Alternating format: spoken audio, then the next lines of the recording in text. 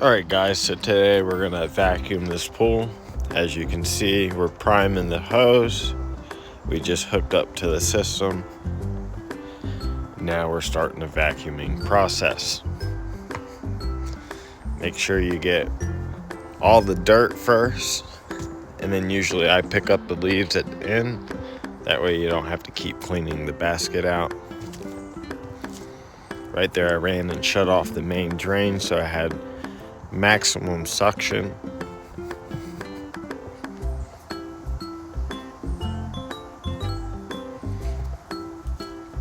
This day was an extremely hot day. It was about 95 degrees outside, 90% humidity. So it was a torturous day.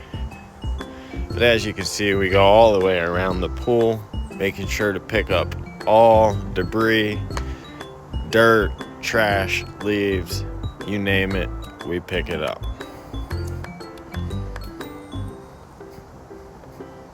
Make sure you vacuum the steps. Coming back all the way around to where we started.